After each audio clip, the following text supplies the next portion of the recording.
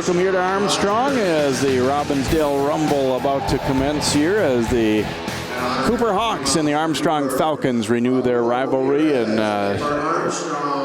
John Lauritsen joining me, and we said Armstrong's been kind of on a roll in this series. They lead now 7-3, and they've won the last 5. So Cooper trying to bounce back a little bit here tonight, and it's been a little bit of a tough season for them to a certain extent. They got a couple of wins in dual matches, and working hard with numbers. They've got some quality kids, but the depth of the program is, like many schools that we've been seeing, they're just, kind of struggling to get kids out and keep kids out for wrestling right now. I was looking at Cooper's lineup and then looking at their JV, and you only have, I think, half a dozen kids on JV, so that's not good. But at the same time, that if you want to come out for wrestling and you go to Cooper High School, there's a good chance you're going to get a lot of matches in. But it's like you said, they're going to have to hope their feeder program kind of comes back a little bit and gets some more numbers up, and Armstrong a little bit better numbers, so we'll see how things play out for them. There's the Falcons head coach Bill McCloskey. They got all the results from the past matches on their Rumble t-shirts that are for sale here at Armstrong High School. Now, they had for a while had this matchup when they went to the Robbinsdale Rumble, had it at the old high school, Robbinsdale Middle School, and both coaches, there's Tim Hansen, the Hawks head coach, third year back with the program. He was around for about 20 plus years prior and then stepped away for a while, but then came back to try and get things going again. But both coaches said, there were some pluses to having it over there, but also some negatives. So they felt like crowd-wise, it was probably going to be a better fit to have it, alternating with the two schools. Yeah, that was fun, though, over there. I think you and I were talking a couple weeks ago about covering this match, the Robbinsdale Rumble, and how much fun it is.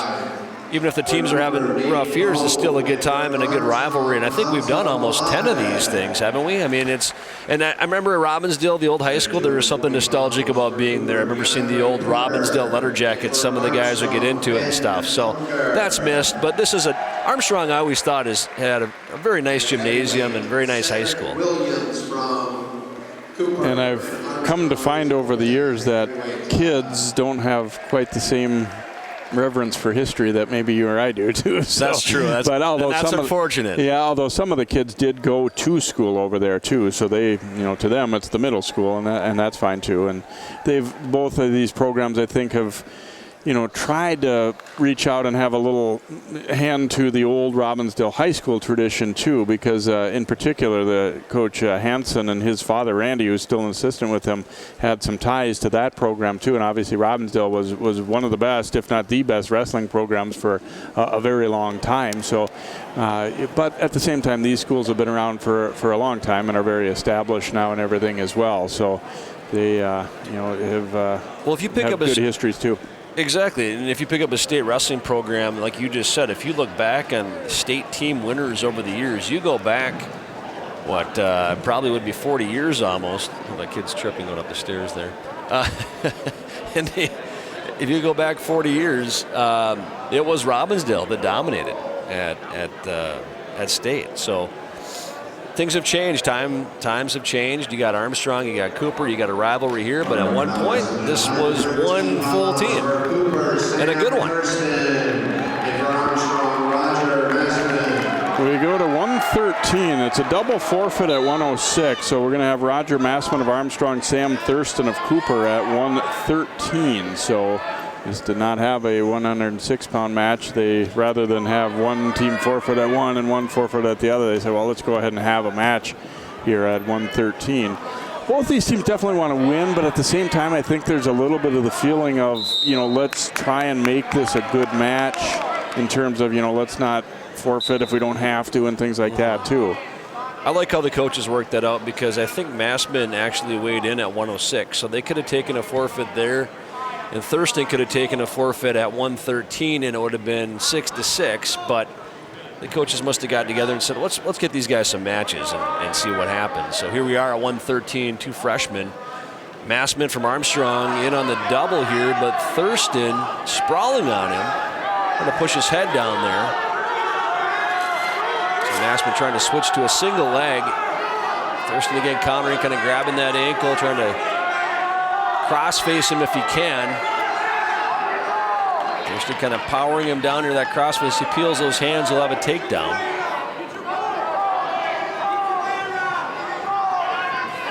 Mossman hanging on, trying to hang on, probably hoping for a stalemate here if he can. Thurston almost around him for the takedown. You can see that crossface he's got there, Jay. He's trying to really sprawl out. There he breaks the lock on that Mossman had on him, and that's a takedown for Thurston. Thurston, a freshman, 4-12 on the season. Don't have numbers on Mossman. I don't believe he's wrestled a lot of varsity. Well, actually, I'm sorry to take that back. I got a 3-3 record as a varsity wrestler. So both guys, relatively young and inexperienced, but it might make for a good matchup here. Yeah, Thurston trying for that crossface. He's only got about 10 seconds to work with, but trying to set up Mossman for a crossface cradle, but they go off the edge of the mat. Just 5 seconds to go here. See if Mossman can get up and out, try and get himself a point back before the period runs out.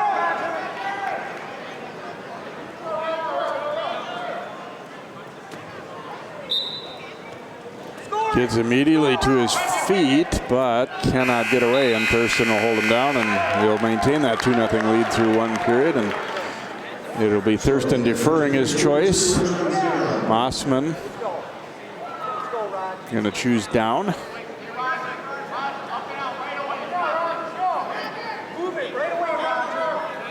The two freshman wrestlers. See if Thurston goes back to that crossface. Mossman once again to his feet.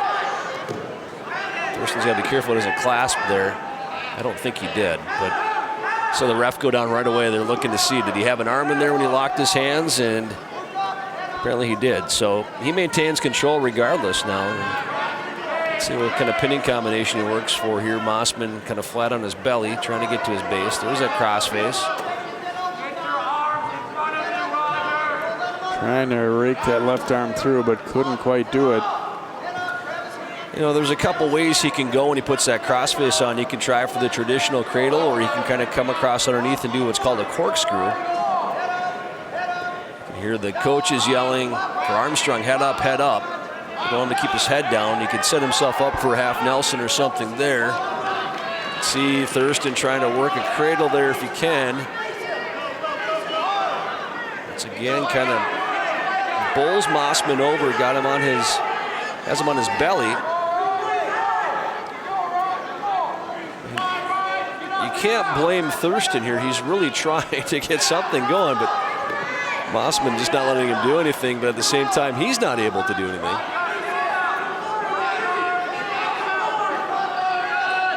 Trying to control that wrist and do something with it, and almost had a tilt there.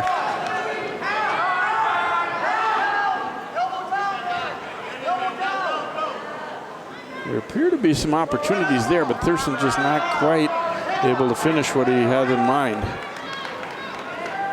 I've seen him work for a couple different things here, so it's like we said before, it's not like he's not trying for a pinning combination, but just enough defense by Roger Mossman to keep him from getting turned. But at the same time, Mossman's going to go into the third period here down 2-0, and I'm thinking Thurston will choose down or both up. He wants both up.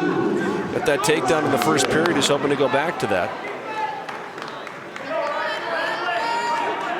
Mossman also in lacrosse and debate for his other activities here, trying to take a shot early, but countered pretty easily by Thurston. And here's the problem, Jay. He took that single leg and he's got his head to the outside there, so you can see Thurston sprawl and then try and peel those hands.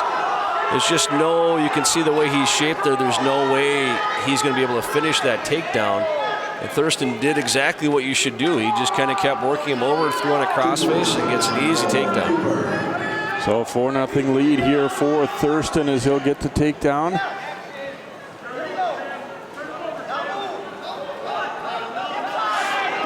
Thurston's going to be careful. He got a little bit high there for a second. And there he did. Mossman nearly had a roll. Thurston just a little bit stronger.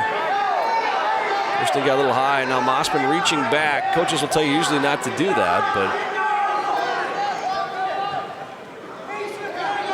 Thurston's lost that mouth guard. And I think that was the reason for the stop there. Just over a minute to go here, 4-0. Sam Thurston of Cooper maintaining control for probably 80+% of this match right now. Yeah, it's kind of fallen into the same pattern where they got a takedown, kind of a slow but sure takedown in each these last couple, and he's been able to ride him, although not turn him. Well, if it was college wrestling, you'd have at least a point for riding time here, but at high school, at the high school level, we don't do that. You can see the one thing he seems very comfortable doing is working for a crossface, trying to get a cradle on Mossman, but Mossman's been able to counter that.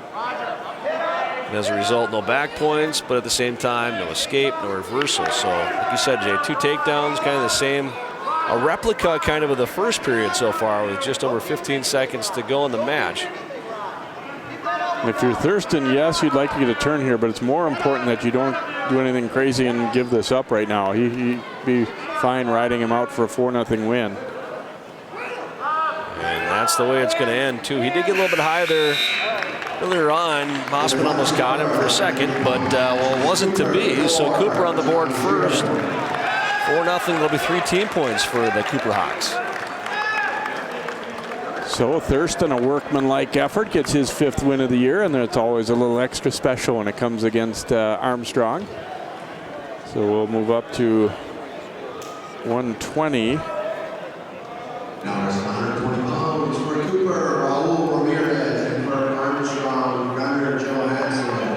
Raul Ramirez for Cooper, Gunnar Johansson for Armstrong. Ramirez 3 victories this season, whereas Gunnar has gone 5-4. Johansson is a name. I want to say he's been on varsity for a few years here for Armstrong. Now at 126. Ramirez the sophomore, Johansson now a senior for Armstrong. Sunday at 10 a.m. and 7 p.m. on Channel 12 and CCX HD 799. So if you want to see that match. Thrusters tied up, not a lot happening yet. Nobody's taking a shot yet. There's a shot by Johansson. Gets in deep, trying to keep his feet in bounds. Ramirez just able to do enough to keep him from getting that takedown. So they'll restart in the center. Johansson quick to tie up with Ramirez.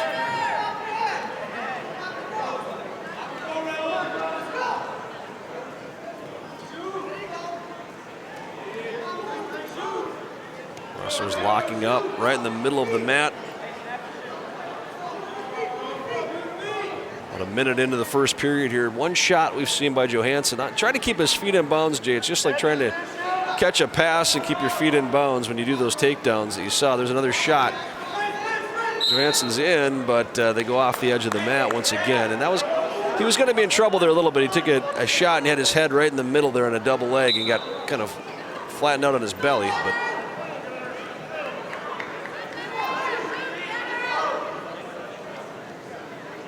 Ramirez the sophomore, Johansson the senior. Both guys working a lot of upper body stuff so far and not a lot of shots. Ramirez started to try and take one there.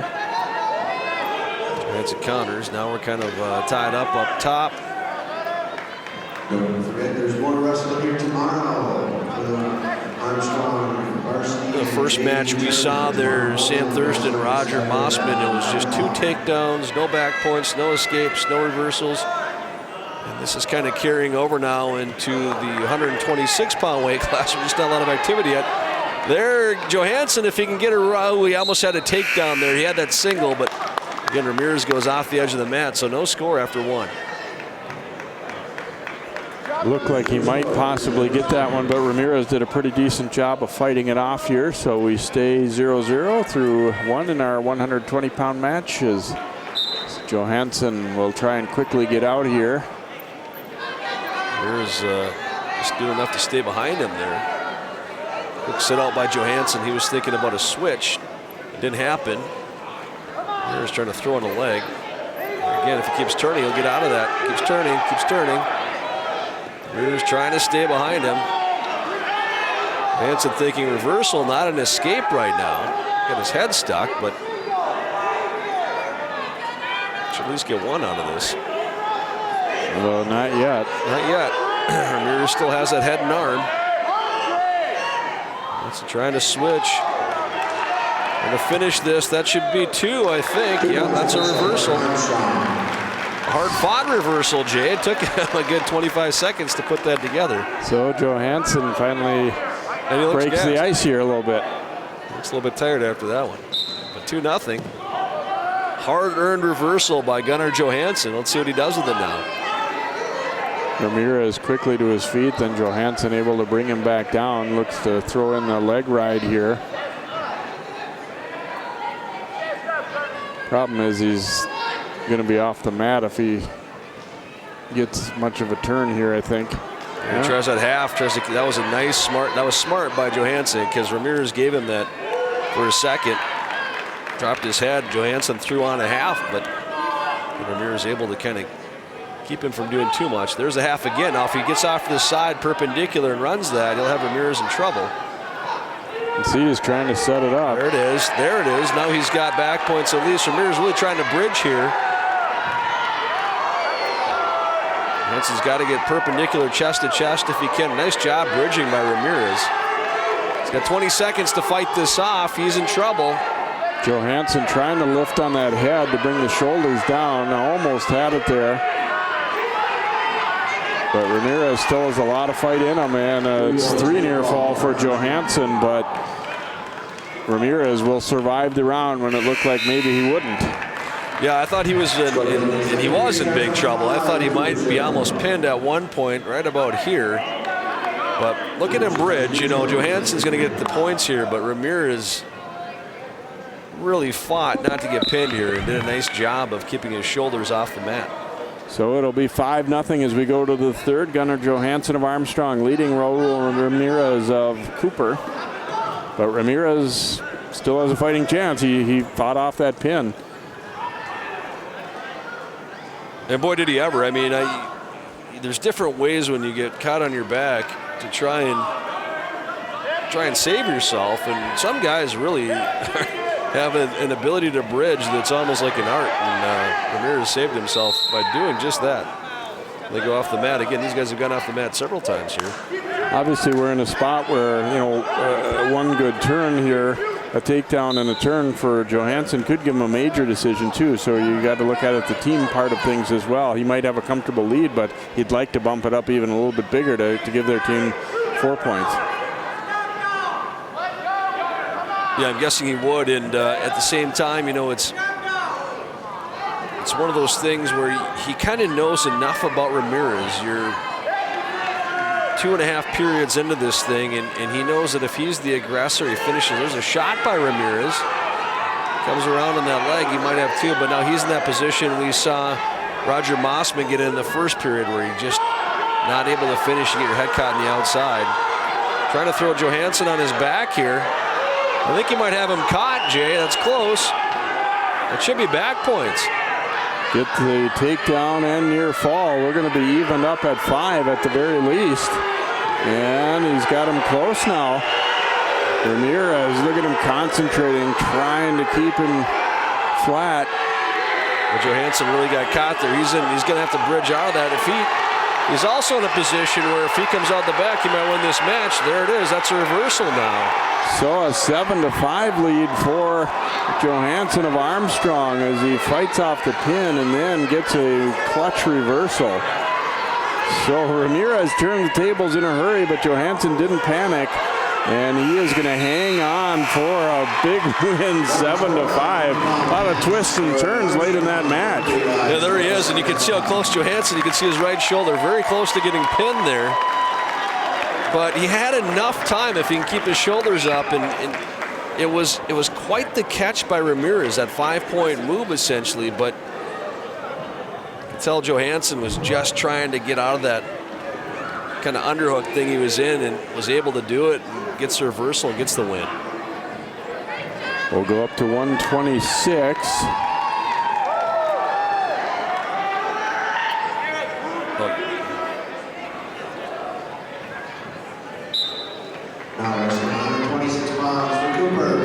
It's Peter Lee against Eric Dorland. Lee 3 wins this season. And Dorland 9-10 record for Armstrong. Dorland is senior for Armstrong. After an exciting win by Gunnar Johansson, he's trying to keep the momentum for the Falcons, and he starts by getting a takedown on Lee here, 20 seconds into the match. Dorland trying to really half Lee right away. Lee trying to stand up. Dorland brings him back down. 2-0 lead for Dorland. I like when wrestlers, when they get a takedown, they don't really give their opponent much chance to think about what just happened, and they go right for a half or a cradle, whatever it might be.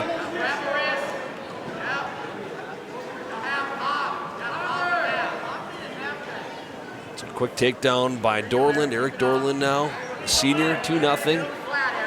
Right on the edge of the mat with Lee. Lee's going to go off, and they'll restart in the center.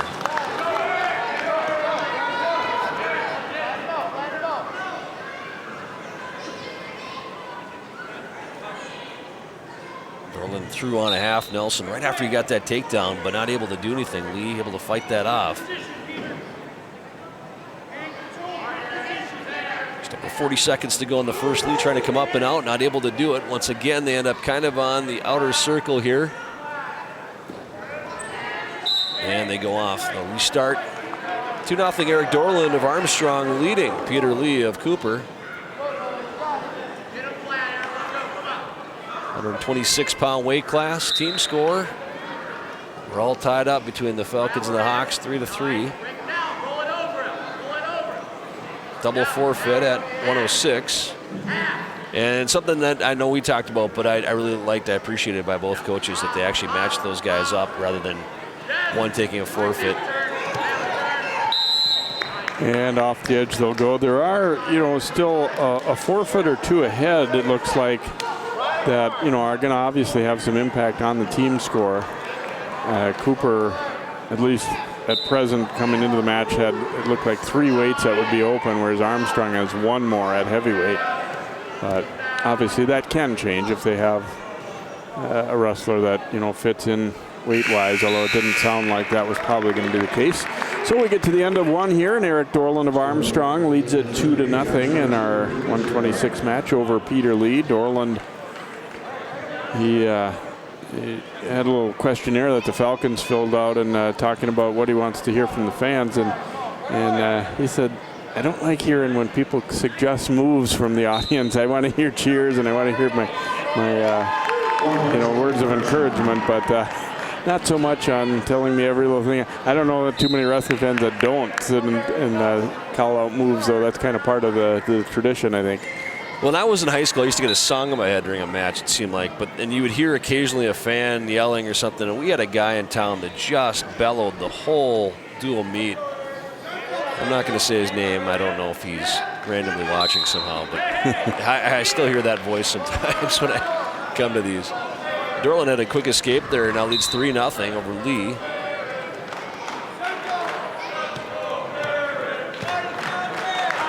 He's a stalling call, yeah. Lee backing straight up, so. He is, and you can see it, Jay, because they've gone off the mat here several times, and it seems like in most cases it's been Lee that's kind of initiated them going off. He's backing up a little bit too much. Next time he does it, he'll give up a point. And Dorland, smart wrestlers know that will push on the guy. There again, they go off. You can see the referee telling him, let's have a little bit of action here. Lee, the best thing Lee can do is circle, not back up. And there he backs up again. He's not going to give up a point yet, but that was probably a good call by the referee. Coaches will teach these guys to circle. Don't back up. Don't back up. He's backing straight up there a little bit. Now, some of the refs got to take into account, is that Dorland pushing him too much and powering him back, or is Lee willingly and maybe even partially strategically backing up to kind of burn the clock here a little bit? Dorland, I think, wants to take a shot, but he's found it frustrating to not be able to really. They've kind of, had a basically a pretty boring match because of how they've matched up style-wise. Yeah, and they seem to kind of push themselves off, or Dorland pushes Lee off about every 10 seconds here. So you're getting these chops of 10 seconds and off the edge of the mat. That should be And now a yeah. point for Armstrong as Lee continued to back up. So a stalling call makes it 4-zip. And another 15 seconds go by and they go off again. So 4-0 now. Dorland leading Lee. Takedown, escape, and then a stalling point. Oh, nice little move there by Lee, though. Tried to do an arm drag. Didn't work, but it was a nice move. There's nothing wrong when you're on the edge of the mat. You kind of run back to the center and have the guy come back with you. But if you back straight off and you're continually backing out of bounds, then the referees are going to call it. The really good referees will be paying attention to exactly that. Lee took a shot there late. Dorland countered, but he ran out of time. He was going to have two, obviously, there, but did not get it before the buzzer, correctly called. And so he'll take a 4-0 lead into the third.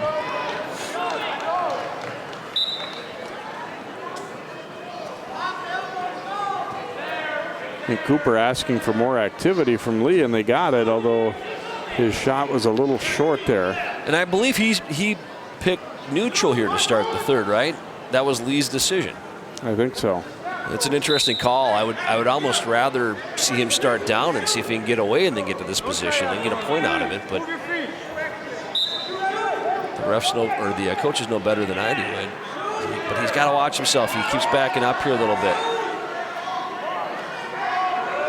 Got a circle. Try that arm drag again.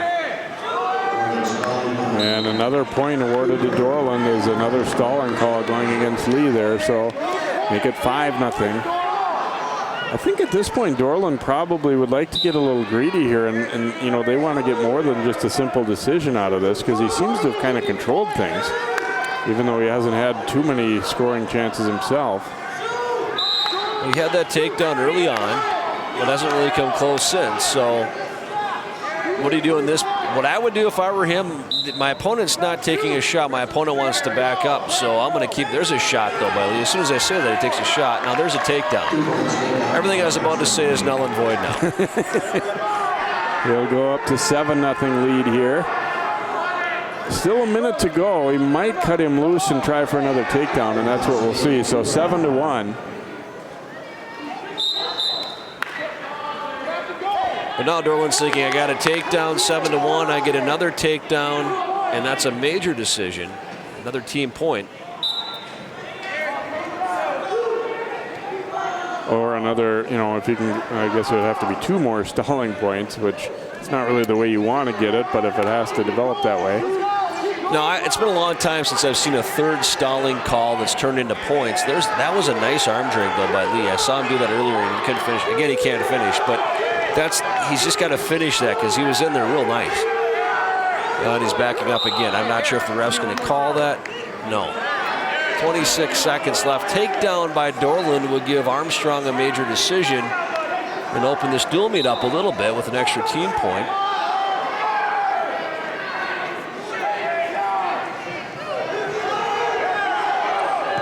And once again, Lee tries that arm drag, and boy, he gets right there by the leg, but is not able to kind of grab and finish it. Dorland sensing a little urgency, trying to get something laid, although it looks like we're going to stay where we're at here at 7-1. And Dorland will win a decision for Armstrong.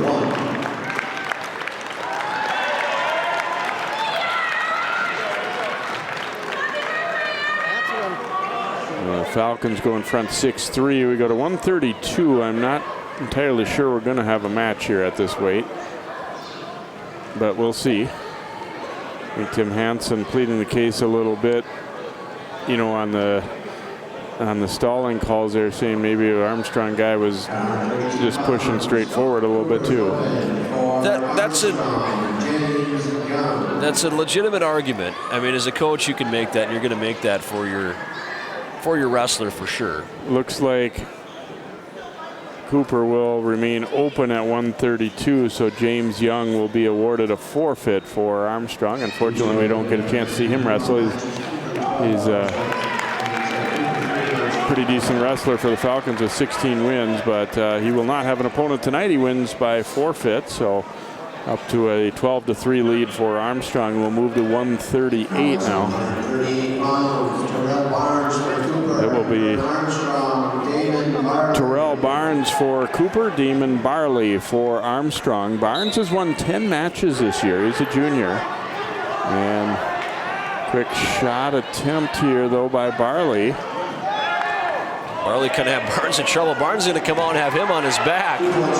Could be a quick pin here, Jay. He's got him in trouble. Barnes trying to squeeze it tight here. If he gets perpendicular, there he goes, chest to chest. Now he's just got to get that right shoulder down. Boy, Barley really wiggles his way out of there, really bridging well. Now he gets a reversal, throws on the legs right away on Barnes. And trying for like a little bit of a banana splits there. But not a lot of action the first few matches, but here we go. All of a sudden, 5-2, Barley trying to throw on a crossbody ride. More action in the first 45 seconds of this one than the previous 3 matches. Well, he's kind of got him locked up there. He's almost got a crossbody power half type of thing going.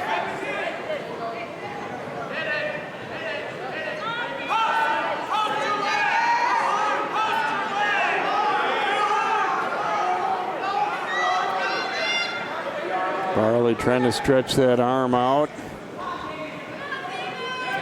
Not going to be able to pin him from here, but possibly could get back points. There was the count started, but Barnes realized it and quickly got out of there. So Barnes had Barley in a lot of trouble early, and he still leads 5-2, but now it's Barley who got that reversal and now has been riding him a little bit here. Yeah, I thought Barley may not make it through the first 20 seconds, but able to come out the back door. Now he might be in trouble again. That's a problem when you leg ride and you get too high. Reversal. Barley in trouble now, close to being pinned. Trying to swim his way out. And he can't get pinned there. I think he's off the mat. The ref's going to let, as long as feet are in bounds. Will be 3 near fall, though, so 10-2 lead now for Barnes. Yeah, if your shoulders are off the mat but your feet are in bounds, the ref's going to let you keep wrestling. They're not going to blow the whistle, but you probably can't get a pin in that situation. Wild match so far. Barley kind of reaching back, grabbing that head.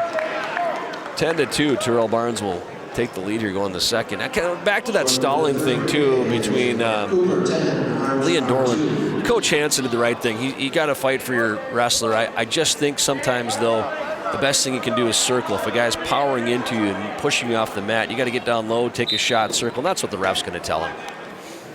Barnes starts down. Once again, Barley throwing on the legs. Guy that likes to leg wrestle here. He's got to be careful, though. He got caught doing that at the end of the first period, and it cost him 5 more points. Reversal and 3 near fall.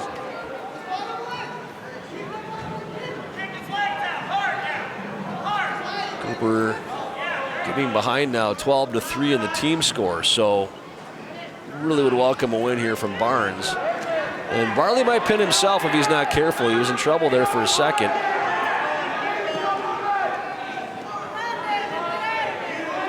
Got to be careful. A friend in high school pinned himself by his leg riding a guy and was way ahead, and he tried to pull the guy back, and the ref pinned him just because he was still in control, but his shoulders touched the mat. Barley's got to be careful of that.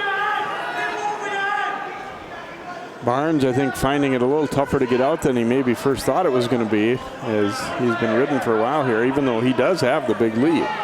Barley can be, with his body type, he's kind of a lanky guy, and he can be an effective leg rider with long legs like that. He's just got to stay behind. See, he's getting kind of caught here again.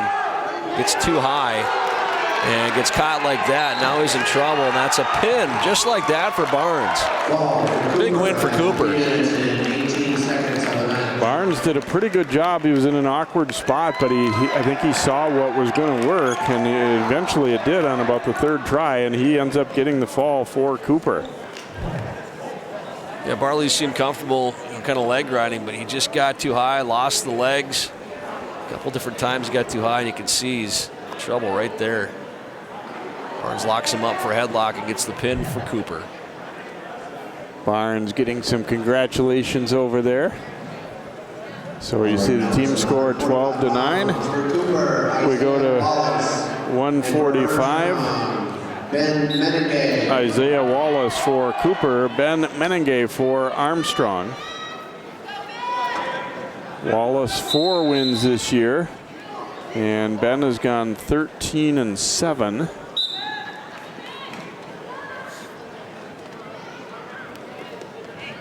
He's also in weightlifting and football and choir as well, and he's wrestled for quite a long time. Both he and his brother George will be in the match later tonight, so those guys have a fair amount of experience. Meningay just a sophomore, I think, right? Wallace the junior for Cooper. Meningay in the classroom aiming at a 3.75. That's kind of his goal. A smart kid too.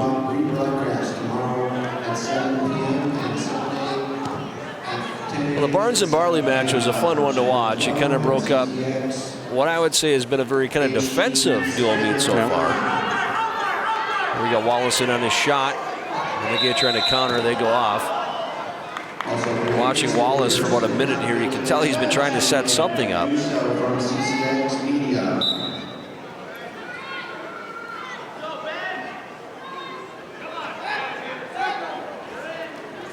Wallace again, kind of a half shot there. Meningay counters.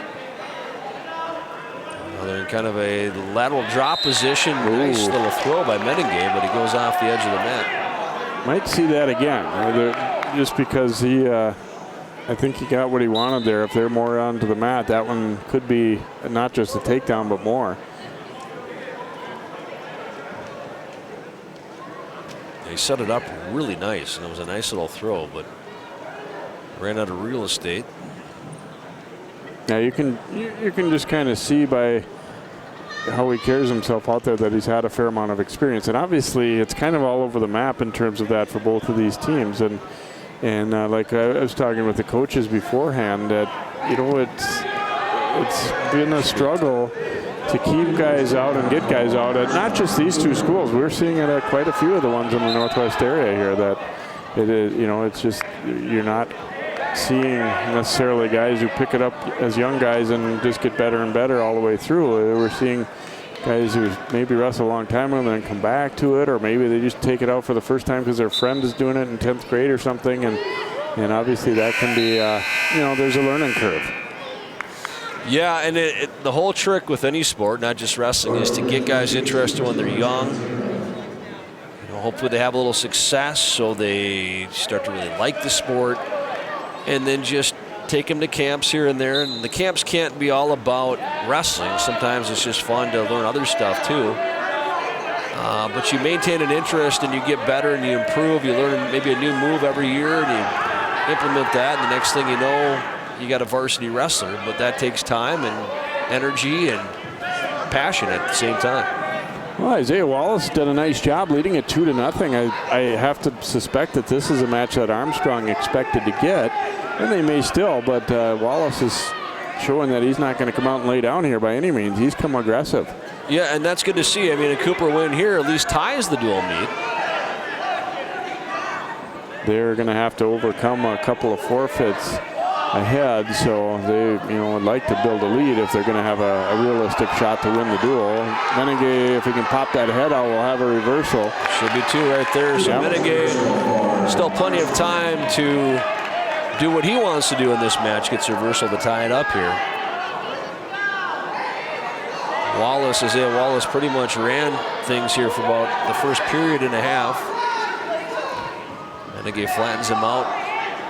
Trying to throw in the legs, looking for a half Nelson. Trying to really break down Wallace, but he's got Wallace in maybe a little bit of trouble here. Wallace just kind of got caught. He's trying to reach back.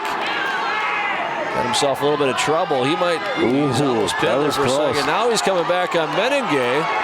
3 near fall for Meningay, but Wallace will get a reversal now. So a 5-4 lead for Armstrong's Meningay, but looked like he had Wallace in a brief bit of trouble. Wallace, I'll tell you what, he's not relaxing out there ever. I mean, he's not just, he didn't allow himself to just be ridden, and he was immediately coming back aggressive. For a second, Jay, you and I both kind of looked at it like, whoa, he might get pinned here, but he kind of kept rolling through. Menegay got too far off to the side there, so a reversal for Wallace, and now 5-4 after giving up 3 near fall points. Well, I think, as Cooper coaches, they have to be happy that their senior guy get after it, even if he makes some mistakes like that right there. I think you're more forgiving of, a technical error if you're seeing a guy who is out there and being aggressive. 7-4 lead here for Menegay. And Wallace will choose both up. And that's smart, too, because he got that takedown in the first period and led 2-0. So if he can replicate that, he'll pull within a point here. Menegay, I'm sure, has other things on his mind. We'll find out who's in tip-top condition here in this third period, too, because it's been a pretty good match, a physical match. They've both had to work.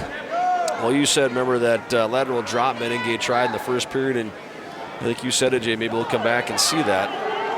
There it is, just like that, right on cue. Good timing there, John. You had it. And he'll get the fall. Wow, Menegay was a really good match back and forth, and Menegay set it up and gets the pin. Well, Jay, you called that because in the first period we saw Menegay do that off the mat, so they went out of bounds, but he didn't take a shot. Sometimes guys, and he's a pretty built kid, they're trying for that upper body stuff, and there was a nice toss. Wallace, you could tell the look on his face as he was kind of getting thrown. Like I knew that was coming, but I could not stop it.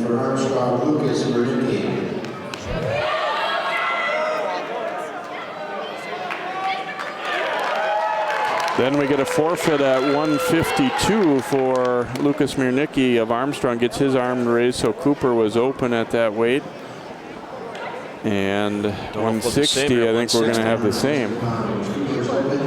Well, that's a shame. It's too bad because the dual meet was within reach, and maybe we'll have to see what happens here now going forward. Cooper's going to need to go on quite the run here. So Tyler Schroyer gets his arm raised at 160 pounds for Armstrong. So 30-9 Falcons. We should have matches here in the next 4 weights the way it looked heading in here as we go up to 170. It looks like Armstrong's going to give a forfeit back in heavyweight. So Cooper could get some of those points back.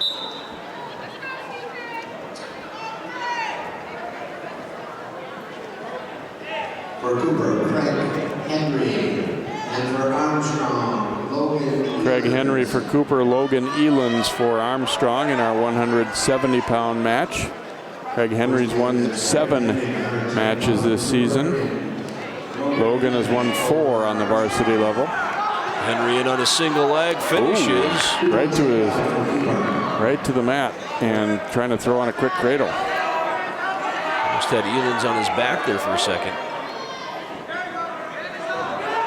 One thing I've noticed from Cooper wrestlers is they've been taught that arm drag. We saw Lee do it, and we saw Wallace try it last match, but there was just a straight-up single leg for Henry. He's going to get a reversal here, though, to Elans. Elans has to work up, though. That's going to be a clasping call. Yep. So be a 3-2 lead for Henry of Cooper. Good spot, John. You could officiate from up here, right? You know, that's a thing I think. Having done this sport, it's the clasping is one thing that confuses just kind of fair weather wrestling fans that just want to watch. They know what takedowns and pins are, but clasping is something that you can't do, obviously. You give up a point if you do. It's when you lock your hands around the wrestler, but you don't have an arm in. So he's got an arm in right there. But if that arm wasn't there and he locked his hands together around the waist, it's kind of complicated to explain, but that would be a clasping call. Elans finds himself down because of that, 3-2. Henry, after a quick takedown now, losing control a little bit here as Elans is riding him out. 30 seconds left. Henry briefly almost got up, but he worked that ankle. Elans right now, though, difficult for him to try and get any, any kind of a turn because he's just fighting so hard to just keep him on the mat. They're telling Henry, you got 14 seconds here. Let's try and get up and out. Get at least one here late in this first period. Trying to get his feet, but nice job by Elans of breaking him back down.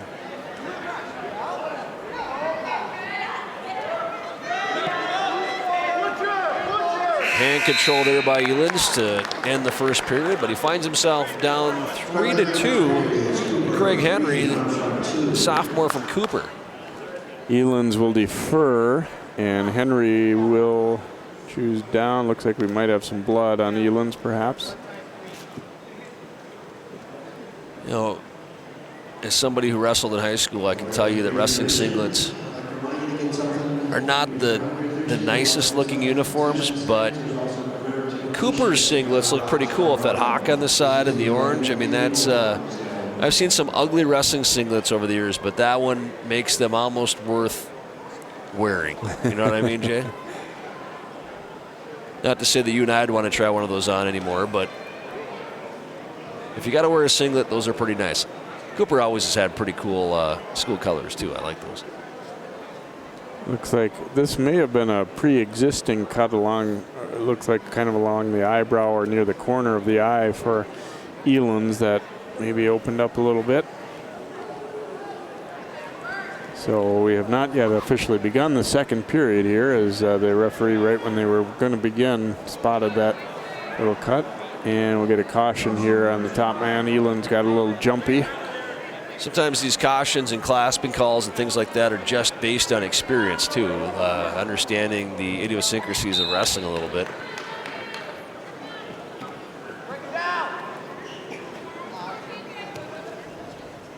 Henry working to the edge. Henry just struggling to get away from Elins a little bit, who's doing a good job of maintaining wrist and hand control there a little bit. He's worked to control that ankle, and it's a lot, you know, Henry's wanting to stand up, but he takes that ankle away from him.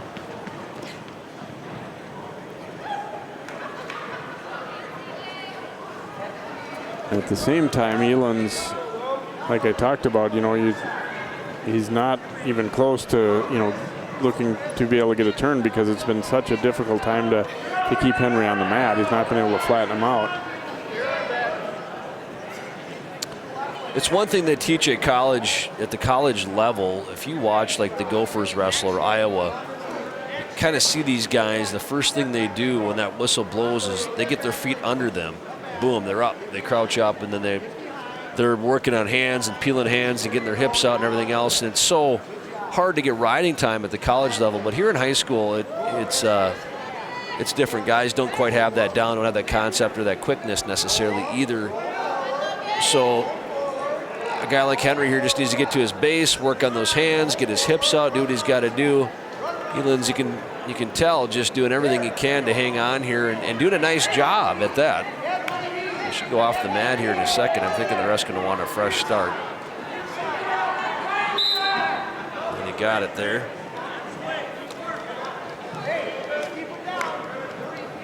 Armstrong wants Elins, coaches do, to continue to ride him, keep him down. I think it's Elins' choice in the third period, if I'm not mistaken. Yep. And it wouldn't surprise me if he chose down and try to get an escape to tie this thing up, or reversal to take the lead. But so 20 seconds for Henry to do something, try and get up and out. Elins not close to turning Henry by any means, hasn't been. See, it's kind of a battle of the hands here. Elins getting wrist control or hand control. Henry kind of stopping that. Elins going for that near arm, far ankle, whatever it might be, flattening Henry out and staying within a point here as we go into the third period. And Elins, as John suspected, will choose down here and see if he can't at least get an escape. And looks like Henry's going to let him start from the feet, so it'll be 3-3. Henry has been down on the mat for so long that he's okay with this. This is something that went into effect a few years ago, where if your opponent starts down and you want to go on your feet, you can just start on your feet without having to let him go. You give up the point before the period starts, but so now that makes it 3-3, as you said, Jay. I think there was some question whether that was really what Henry should do or wanted to do there, but he had already said so by that point. And Elins is going to get two. He'll take the lead. How about a clasping call? You know, at this point, that's about, you know, we've watched Eland's ride Henry here for over 2 periods, essentially. And Henry has not been able to escape. So if Eland's can ride him like he did last period, without clasping, there's a good chance he'll win this match, but you can be your own worst enemy when you don't quite have that experience. Far arm, far ankle here, flattens him out once again. Henry trying to stand up. Well, there's a half Nelson that opened up, but again, Henry able to fight him off. I think he's a pretty strong kid, so that, you know, Eland's has had some ideas of some things, but he's just not been able to put it into practice because Henry's pretty strong. Henry's definitely a strong wrestler. He's just not able to translate that into kind of coming out the back and getting an escape here. He can get his ankle free. He might be able to turn on his face and get an escape here, but got to give Eland's credit. He's really riding Henry tough right now and just not letting him into this thing at all. You know, and there's a lot of ways to win a match here, and I think we saw him ride him out for a long time. At this point, they'd be perfectly satisfied with him being able to just hang on and win by 1. Yeah, it doesn't have to be pretty necessarily, but that's 3 team points that Armstrong would use to extend their lead, and you'll take it any way you can get it. Particularly from a guy like Eland, who isn't, you know, necessarily always in your varsity lineup, but coming out and looks like he, well, we don't want to speak too soon here, but trying to hang on, and he will. No points at the end, so Eland's will hang on to win 5-4. They gave up a quick takedown early on in that match, but got a reversal, and essentially for the next 2.5 periods, he rode out Henry rather. Looking at 182, if we see the match that we expected to, it seems like it should be a pretty good one. Ivory Jones for Cooper. And George Menegay for Armstrong. And Ivory is a senior who's 9-5, and George is 18-8, and a senior as well. So this, one of the matches that we talked about, might be, you know, potentially on paper one of the best couple matches that we'll see tonight. You see the team score now 33-9, Falcons in control. Menengay built a lot like his younger brother, both really strong kids. Jones going at him though, not intimidated in the least. A couple wrestlers who are comfortably above 500 with their records matching up here. And they go off the edge of the mat, so they'll get a restart in the center. Obviously, looking at sections not being too far away either, so these, you know, this is important for section seating in their respective weight classes as well. Jones had in on a double. Oh, nice job by Jones. That should be a takedown. Hopefully his head's are. Hopefully both guys are all right. I thought Jones would be the one that was hurt initially. I saw his head bounce off the mat, but. And they're going to give Menegay the point for that slam. It's your responsibility to bring your opponent down safely, and he did not do it. Oof. At first, I did not think that was a slam. Now watching it again, I'm like, yeah, that was the right decision by the referee. The rule of wrestling is too, if there's a slam called like that, and Menengay is not able to continue, that would be 16 points for Armstrong, the equivalent of a pin.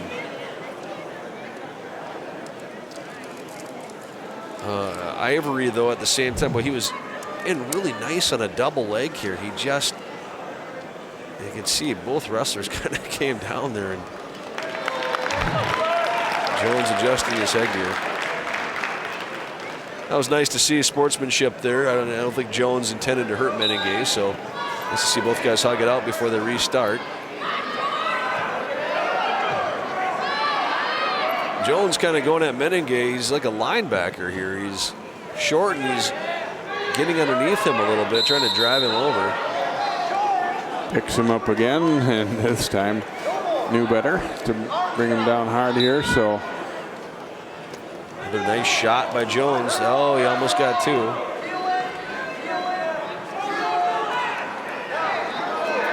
Jones has shown good body position early on in this one. He's come out and looked good.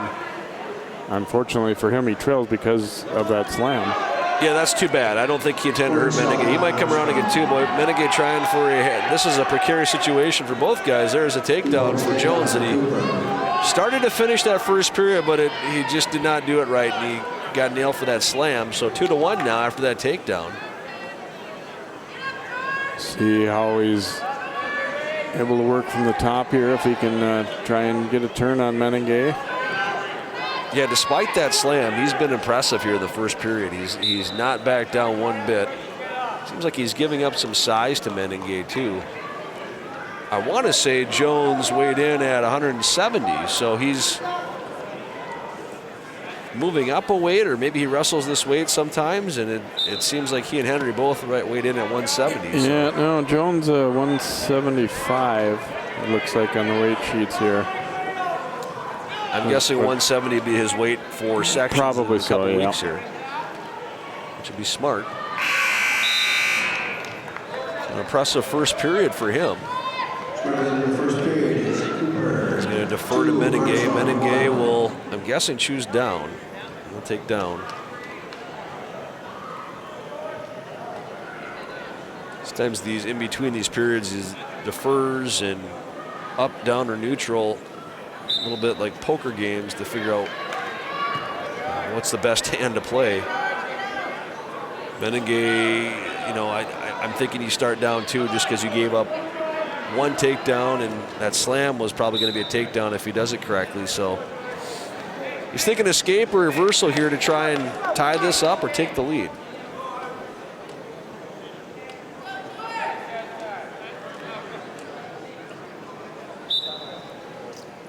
Menegay, assuming he filled out this form honestly, says he's planning to enroll in the Marine Corps after school. And good to see that. Aiming to see if he can, have an outside chance to get to that state tournament this year.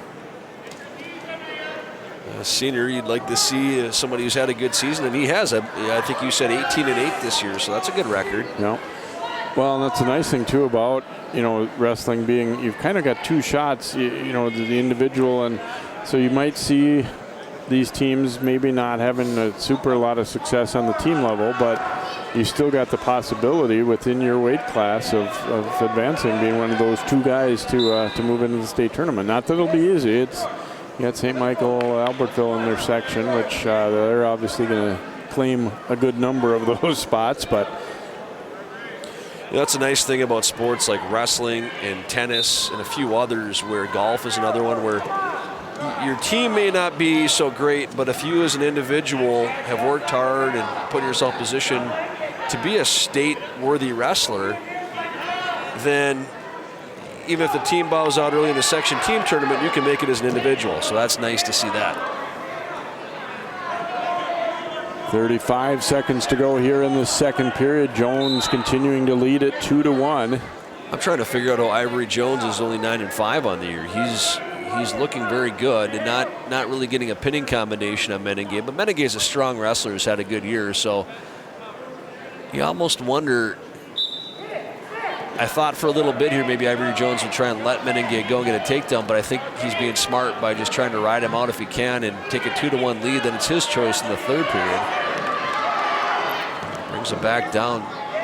He's a strong wrestler. He's giving up height and stuff and maybe a little bit of size too, but Jones is a strong wrestler. And Menegay's been made to look a little slow just because he's, Jones came after him right away, and he's had to fight him off here for a long time, and Menegay is kind of looking a little bit tired. I think Jones, other than the slam, has wrestled a very smart match. We'll see if he can add to his lead here. Remember that point that Menegay got based on a slam that was called on Jones. A nice job there, reversal. And he's got an arm bar if he could pull that back. Let's see, he might lose it here. He did. Regardless, 4-1 now. And now we're back to where we were for most of the second period. It's a little high there, and Meningay trying to grab that arm and pull him over, but it's not gonna be much to do there.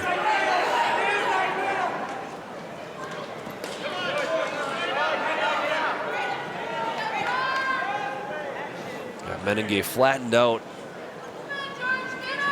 If you're Ivory Jones, you're very comfortable right now. A minute 15 left. You know you can ride out Meningay. You did it in the second period.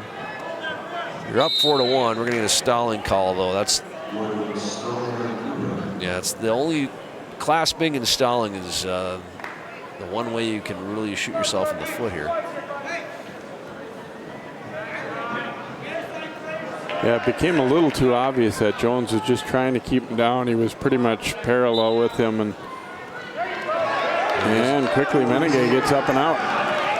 So now a takedown by Meningay ties it up. But boy, he took a really bad shot there. Jones might make him pay. And they go off the edge of the mat. 4-2, and keep in mind that one of those points of Meningay's is that slam call. So see if that comes back to haunt Jones. Oh, that was not a good shot by Meningay. Head down, just kind of lunged at Jones's feet. Nice job by Jones to anticipate that, just dance around him. 6-2 now. And I think to Jones's credit, he wants to try and turn him this time, although it looks like he's going to have to perhaps let him go again here and see if he can take him down again. Well, brought him back to the mat. He's got to try for a half or something, though, and he's got that stalling call on him.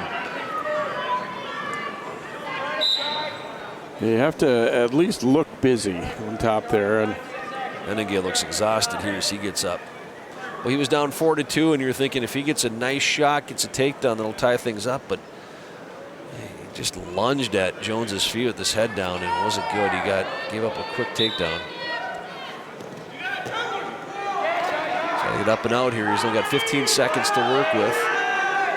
Jones doing what he's got to do. He's got a half on there, trying to do that. Oh, Meningay almost. Give him credit. He almost turned into Jones, almost had him caught for a second, but it's not going to work out that way. So Jones will win a 6-2 decision for Cooper as Cooper breaks a string of losses there. They had a couple of on-the-mat losses and a couple of forfeits there. So nice win for Ivory Jones. 33-12 Falcons our score now as we move up to 195.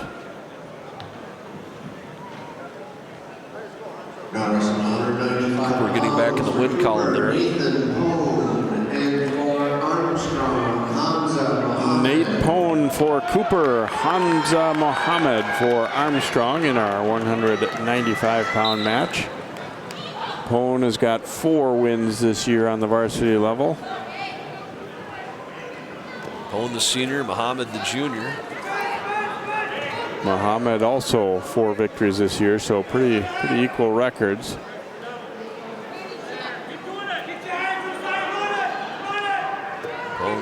Trying to grab that leg, got a head in the side there. He comes around, you can see Mohammed just has his arm there. Now, if he lets go of that first, his right arm, he'll come around and get 2, which is exactly what he does. Mohammed quick though on the switch. Pone trying to hang on. Mohammed trying to. Now, Mohammed does exactly what he should have done there. He got a crossface in, but he just lost his balance. Pone able to maintain control with his 2-0 lead. Again, not all of the matches have had this kind of action early. You like to see him come on out and getting after it a little bit. We want them to entertain us, Jay, right? Yeah, well, I mean, to be honest, when we're talking about, keeping numbers out and keeping guys busy and everything, you want to see some action out there. There are those who are not heavily involved in wrestling that, want to see some action, and obviously it's a tough sport, and that's all part of it too. But boy, I think it does a lot of guys a lot of good too. Well, if every match was like Barnes and Barley earlier, this would be one of the most popular sports around. A lot of action, but some of these guys was a nice escape there by Mohammed to make it 2-1. But some of the best wrestlers you'll see are the most boring wrestlers to see, because they'll get a takedown and they'll ride somebody out, and they'll get away underneath another takedown, they'll ride somebody out. They don't turn much, and they might win a match 5-0, and that's not always the most exciting. But there have been a lot of state champions that have kind of gone by that creed. Muhammad tries kind of a half shot there. I call it that because he didn't really follow through. There is in on a single if he can switch to a double. Pone grabbing that ankle. And kind of waiting out the clock there to maintain his 2-1 lead over Muhammad. Muhammad wants to go up. First time I've seen that decision made all night. Muhammad chooses the up position. And when you see a guy do that, that means they have a pinning combination they like or something they want to try. I think you'll see some of the bigger guys too aren't that comfortable being down with so much weight on them as well. Muhammad just gets himself out in front here a little bit, and Pone grabbing that leg, trying to stand up, get a reversal, or get an escape. Yeah, that's exactly. Muhammad actually had a shot at a corkscrew kind of thing there, but nevertheless, Pone does a nice job, gets out of it. Now leads 3-1.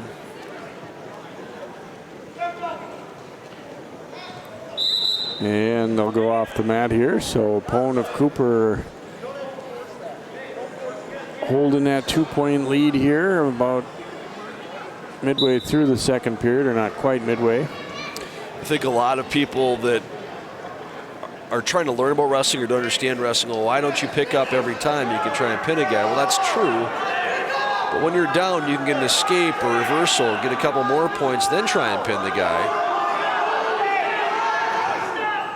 I think for an experienced, good wrestler, a lot of times it's almost automatic that you choose down because you see that as a free point if you're real confident in getting out. We have 2 points here for Pone, and he goes up 5-1 now.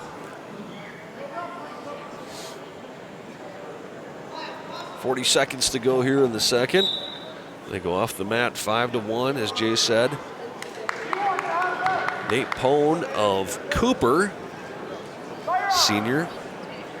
And the junior from Armstrong, Hamza Muhammad.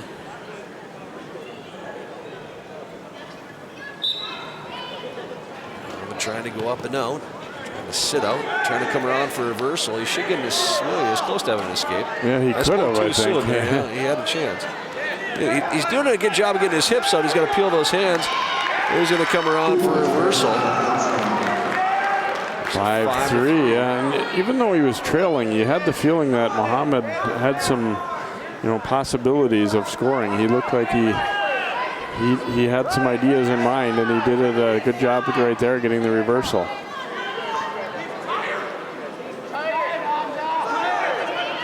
You can see the Armstrong wrestlers yelling at Muhammad, hey, he's tired, go after him. And I'm thinking that Hamza might have been thinking to himself, I'm a little tired too. I noticed that as well. Yeah. But this is for all the marbles now. 2 minutes to go, third period.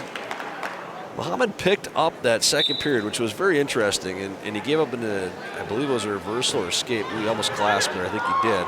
Yep. We'll stop the match, and Pone will get a point. That's the inexperience of some of these guys coming out. If you've been wrestling since you've been young, you've been taught that at a young age, and it's secondary. It's in your subconscious. You don't even come close to doing it because you know better in the back of your mind. But if you have a little bit of inexperience, clasping is such a natural thing to do when a guy's starting to get away from you. That could be a real key point too. Obviously, he was 2 points away from tying it up and had a little momentum going, but now he's going to let him go and make it 7-3. But Muhammad coming charging straight forward here.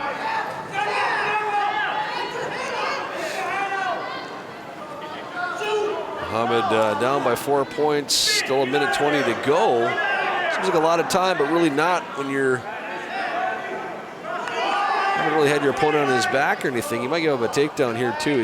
Pone's very close. That should be 2. Yeah, once again, Muhammad, he was trying to be aggressive, but just kind of took a shot that didn't have much going for it. He had his head down, and he, to his credit, he wanted to get something done, but he just didn't really set it up at all.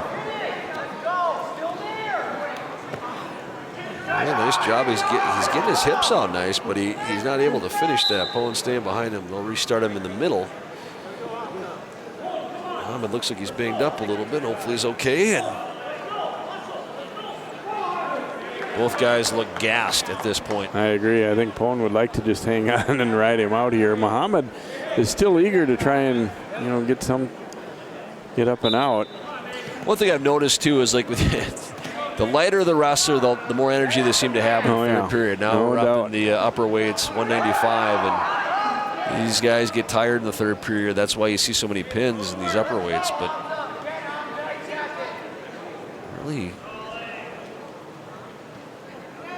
Muhammad again has a chance at an escape. Should get it 9-4. Now a 5-point move ties it. So he tries. And then instead it's Pone in on a nice single. That should be a takedown. He's a point away from a major decision now. Problem is time is going to be an issue for that though. Is 11-4, and that looks like how it is going to end. So a nice victory for Nate Pone, as he will pick up an 11-4 decision. So Cooper getting a couple of wins in a row here.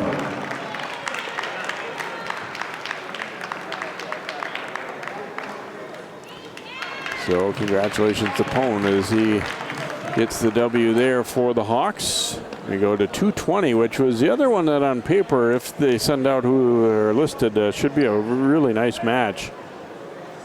We'll wait until they announce them to make sure that's what we're going to see. As you see the team score, Armstrong's already wrapped things up as far as a win. But we go to DeAndre Porter for the Hawks, who's a senior and 11-4.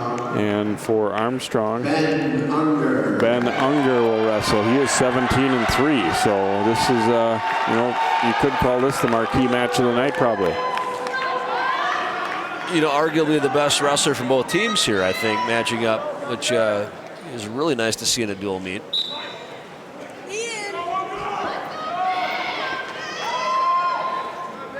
Unger, the captain, senior.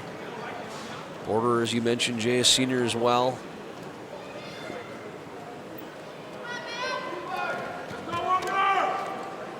These guys look like a couple of linemen in the fall.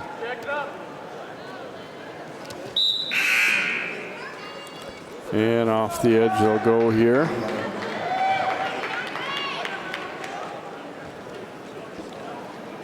Cooper's not going to win this dual meet, but boy, it'd be fun for them, I think, to see one of their better wrestlers take down one of Armstrong's better wrestlers. But Ben Unger having a great year for Armstrong, for the Falcons.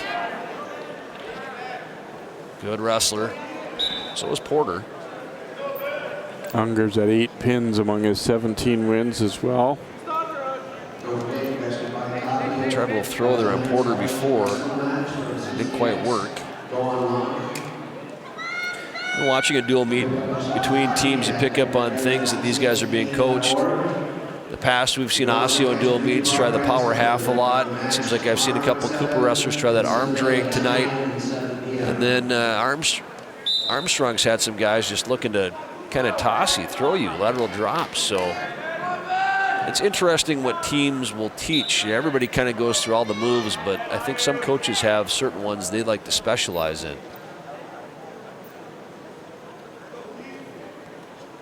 Unger and Porter, a little bit of cautious. I think they both, know that each other are pretty good. And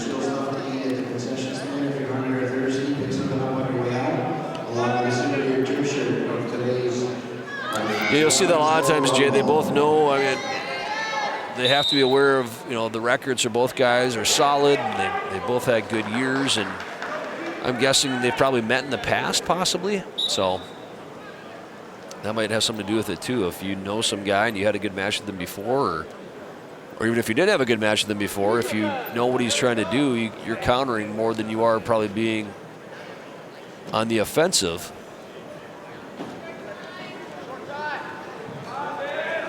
neither guy really able to establish anything in the first period, and it's showing that on the scoreboard as we are going to be at 0-0 heading into period 2.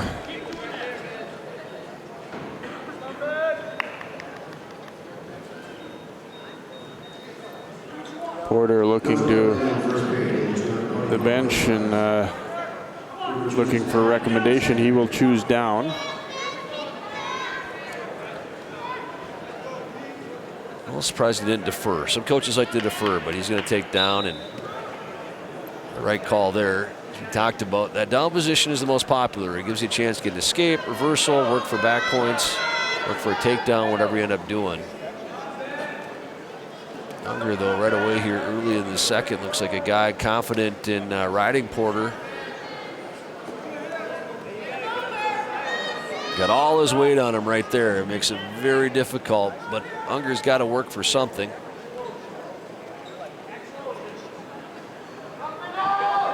Maintaining hand control. You can see part of the reason is Cooper is able to, or Porter rather, is able to kind of get hand control from underneath, and it leads to an escape. So Porter first on the board here for the Hawks. So the choice to choose down looks pretty good right now as he gets that escape. And now they're back to their feet.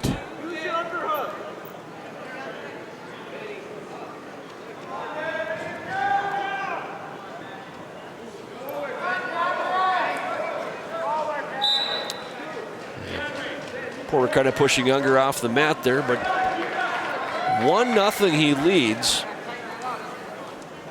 Just over a minute to go in the second period.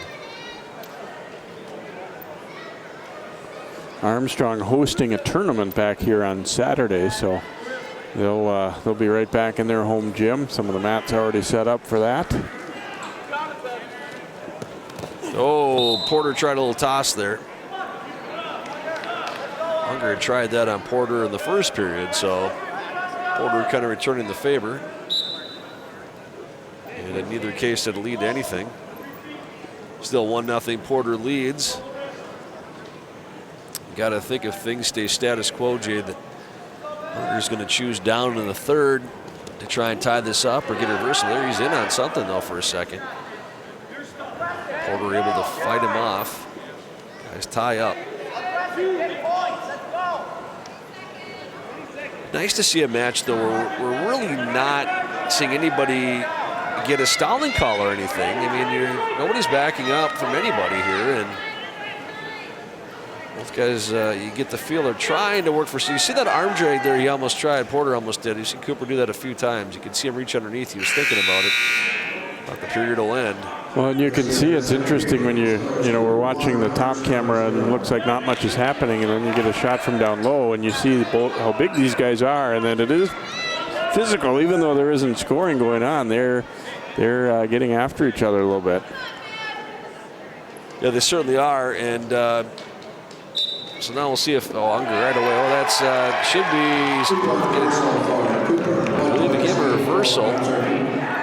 And an escape, so we'll be at 2-2. Maybe a little quick to get that reversal call. That was very close. Yeah, I'm not sure he quite had the reversal. He definitely had the escape. Because Porter was able to get to his feet so quickly, it was kind of a bang-bang call there.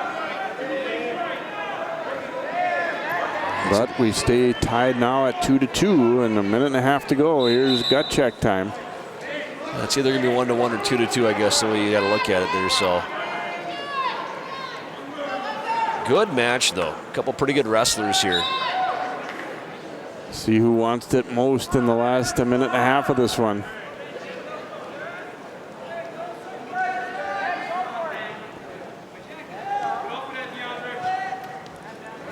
Oh, Unger again, kind of thinking throw there for Armstrong and nothing doing. Well, it's been a while since we've seen an overtime match. And we might have one of those coming here. But still a minute 12 to go in the third. We'll see what happens.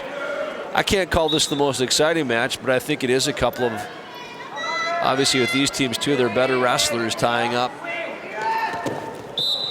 Porter, it seemed like Unger is the one who initiated the upper body stuff, but Porter is the one who tries to throw as they go off the mat. We'll restart them. Just over a minute to go in the third, 2-2.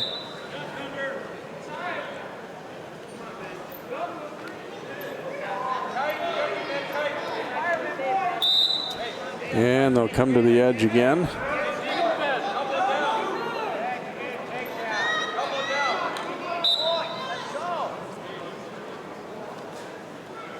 I have the feeling maybe next takedown wins this one. Did a nice job there. Almost picked the leg of Porter, but not able to finish. Nobody really taken a shot so far, or a good shot that I've seen. Again, the higher you get in the weights, 220 heavyweight, you don't see as many single legs and double legs. You get a heavyweight or a 220 pounder that can shoot good single legs and double legs, they're invaluable. They'll get a lot of takedowns. 21 seconds to go here. Both guys undoubtedly tired. It's 2-2. We'll see if either guy can score here later, if we'll have OT. This is what it's come down to for the dual meet. I know Armstrong's got it locked up, but this final 20 seconds of two pretty good wrestlers is fun to see. Whoa. Unger's still trying. Whoa. He's going after it pretty hard. They're off the edge. And we will bring back to the center with 10 seconds. They went for it there. They sure did.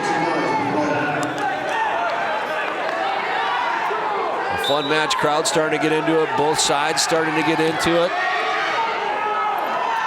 These guys really want to go upper body, too. You think this thing might end with somebody going right to their back. Nope. I don't think Porter had any malicious intent there at the end when he tried to bull him over. Another look as he, actually both guys almost had it there. And then I think for that move right at the end, Porter's shoulder went into the nose and bloodied the nose of Unger here. He's got a bloody nose, so we got some blood time to deal with. Overtime rules, first takedown here wins, and if they don't have a takedown in that period, then both guys get a 30-second period each of being up in the up position. There it was right at the end. No, maybe it was the mouth and not the nose. And Porter saying sorry. I mean, it wasn't quite late. It was just right as we got to the end there. Well, Porter was unfortunate that happened, but Porter was wrestling until he heard the whistle, so that's what you should do. So maybe it was nose and mouth there a little bit. It definitely got the nose. He took a shot.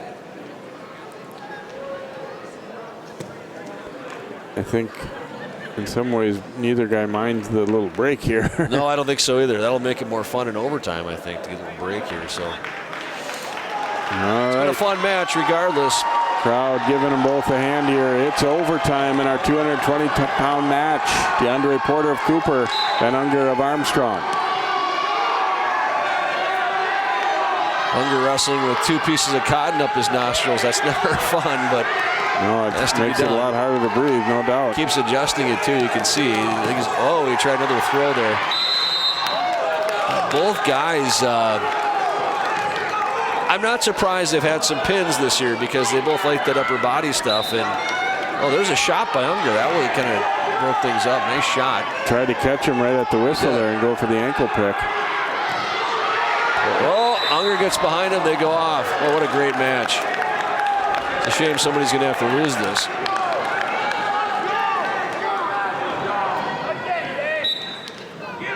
I've seen Unger give him an A for variety. He's tried throws. He tried a single leg there for a second. He's mixed it up. Porter may not know what's coming. You know, that's part of the idea. But Porter has been very solid on his feet as well. He's trying to throw or two on Unger that's been it's been close. Under 10 now to go in this first overtime period. There was a time when dual meet matches used to end in a tie, but years ago, I want to say 20 years ago, they changed that up. So we're going to go to double overtime. Unger will choose down.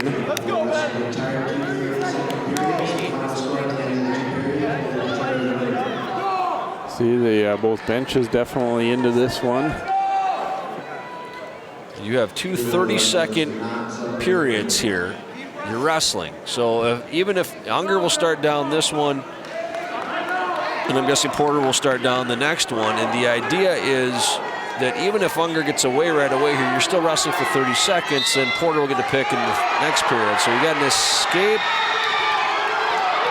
Oh, Unger gets caught in his back. Now, if he gets pinned, the match is over. He's going to give up a couple near fall. So 4-2.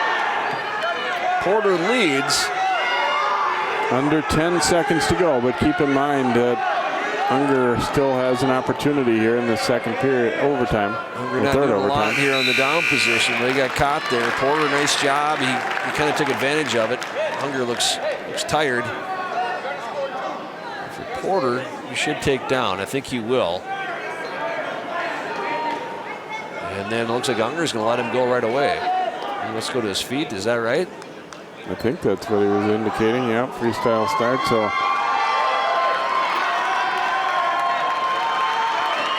not sure why, with only 30 seconds, why he wouldn't just, no, he's going to try and fool him. Oh, and it worked. Nice move. Porter's in trouble. That might be a pin. Unger trying to squeeze that head. 15 seconds. What a great move by Unger, though. I think Porter thought he was going to get let go, and Unger, the front headlock, is going to win this match.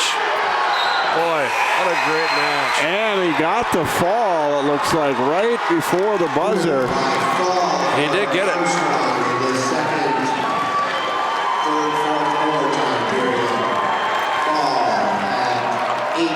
Unger with the pin. What a plan he had there. Made Porter believe he was letting him go. Little front headlock there, and Jay, the matches we've called over the years, this is probably one of the top ones. I mean, Porter wrestled well enough to win this match, but boy, what a setup there, and something you probably practice. At heavyweight for Cooper, Cedric Williams wins. And he just holds him on his back. He does get the fall at the very end with about a second left in triple overtime here. So, and Cedric Williams of Cooper gets a forfeit win at heavyweight. So the match does come to an end. A great one to end it, and then Williams gets the hand raised with the forfeit. So Armstrong will keep its winning streak against Cooper alive with a 39-21 victory here. Kind of an interesting one, John, but a nice one to end it there. Those guys are gassed, but it was an exciting ending. Yeah, great match there at the end by both Unger and Porter. Like I said, it's too bad somebody had to lose that match, but both guys wrestled well, and what a great move at the end by Unger to fake like he's going to let him go and then go with the front headlock, and it's a big win for Armstrong. So we'll come back to wrap things up here in just a moment. Your final is 39-21 Falcons. Right back to Armstrong here on CCX Sports.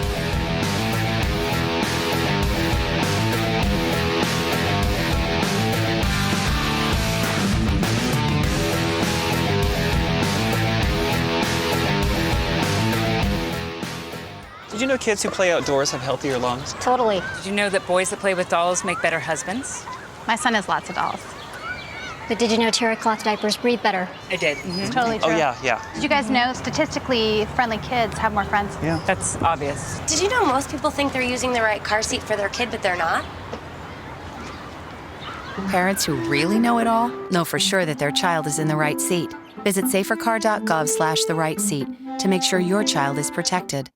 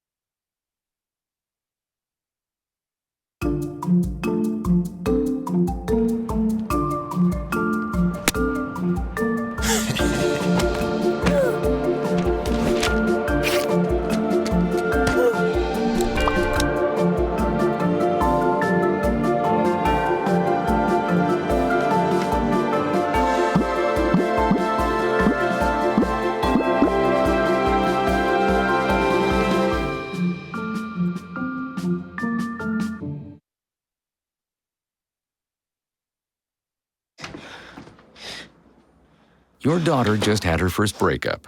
Do you A, put yourself in her shoes? B, console her? Don't worry, sweetie. This is gonna happen a lot. Or C, find her a new boyfriend? Nice, single boys. That was weird. As a parent, there are no perfect answers. But you don't have to be perfect to be a perfect parent. Thousands of teens in foster care will love you just the same. This is the moment I knew his future had no boundaries. There are some moments only the forest can inspire. Find yours at discovertheforest.org.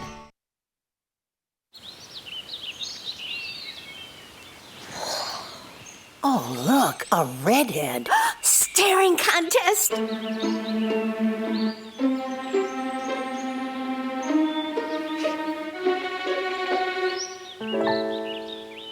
You still got it. I know. Come alive with the forest. The dad was cute. They were looking right at us. Visit discovertheforest.org to find a forest near you.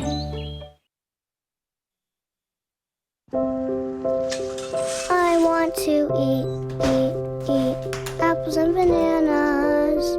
I need to eat apples and bananas.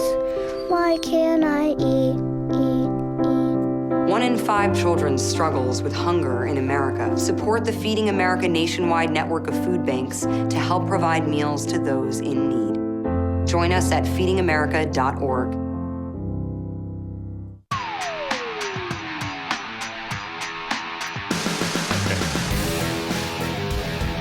Welcome back here to Armstrong. The Robbinsdale Rumble trophy stays with the Falcons as they beat Cooper tonight here 39-21. We're joined by a few of the Armstrong guys that helped to get things done. Gunnar Johansson, obviously this is kind of a fun night always. You got t-shirts made up and everything. You know, how special is it to wrestle against Cooper? It's really special to me, especially because my first win ever was against Cooper, and it's always an exciting match to have. Yeah, you had a real thrilling ending in your match here tonight. Looked like you were in control, then you briefly lost it and got it back. You know, tell me about that last 30 seconds of your match. I was thinking right when we went out, before we started up again, I said, don't let him get a 5-point move, and that's exactly what happened. And when he had me on my back, I had a plan, and it kind of followed through, and it worked out good for me. Do you know a lot of those guys on the other team? Is this a night where you're kind of, it's rivalry, but also some friends too? Oh yeah, definitely. Me and the guy I wrestled had a good talk after. It was just some laughs. It's always fun. Congratulations on the win and good luck in your tournament. Thank you very much. And James Young, we didn't get a chance to see you wrestle tonight, but a good season, a good career for Armstrong. You know, how much fun is it to come out here and get it done against Cooper? Oh man, it's always fun. I love the competition and that everyone comes out and supports us. And pretty much just the bond that everyone has, and it's uplifting. How about this season overall? How do you feel about the way things have gone for your team? We have our ups and downs, but in the end, we are pushing ourselves and we're working hard, so that's pretty much it. Got your tournament coming up Saturday, you know, a chance to get quite a few matches in probably on this gym. You know, how big is it to have a showcase like that, to have some teams come in and see what Armstrong Wrestling's all about? Man, it's crazy. Yeah, this is our biggest tournament, and it just shows how much work we've put in during the season and how much willpower each of us has as a team and how we can push ourselves. So I like it. All right, congratulations. Have fun in the tournament, and good luck in sections Thank too. You. And now turning to Ben Unger. Wow, an exciting match to that end of the night here. You're telling me it came down with a little bit of an illness, but how much fun was that match to be a part of against a really good wrestler from Cooper like that? I mean, it's just insane. It's the thrill of the match. I got to that double overtime, and you know, when you're there, you're thinking, you're like, oh man, maybe I could just go to my back and this would all be over. You know, especially with like the illness and stuff. And it's not just me. It's like our entire team has been stuck with injuries and illnesses in the last couple weeks, but definitely, like, just, you know, the other guys' matches just definitely turned on my switch and was like, all right, it's go time. Let's finish it out strong. You got caught a little bit in that overtime period. He went ahead. Did you have the strategy in mind that you were going to throw on him there? Yeah. I looked over at my coaches. I don't know if you guys got that on the video, and I signaled, like, the little X. And we worked on that last week. We call it Plan X. It's our last resort move, and I didn't have any energy left, and I was like, I got to go for something big. And you know, I knew I was down. I was like, this has got to work, or else it's kind of over. How big is this Robbinsdale Rumble? Obviously, both programs at times have had their ups and downs. Getting numbers out isn't maybe what you'd like in both programs, but how special is this night to go against Cooper? It's definitely just a great rivalry, and between the two teams, it's always good to be pushing each other. I remember my freshman and sophomore year, we even practiced together quite a bit, and it's good to have the companionship that Armstrong and Cooper have, because they used to be that one big Robbinsdale high school. All right, Ben, thanks for joining us. Good luck in sections as well. Thank you. All right, Ben Unger, who pulled off a thriller in the 220-pound match to get a pin against DeAndre Porter of Cooper in a matchup of two of the best wrestlers for each team. So it is the Falcons winning it here tonight, 39-21. They keep their string alive here, 6 straight now in the Robbinsdale Rumble against Cooper. Hope you've enjoyed tonight's telecast. For John Lawrence and all of our crew, I'm Jay Wilcox. Good night from Armstrong.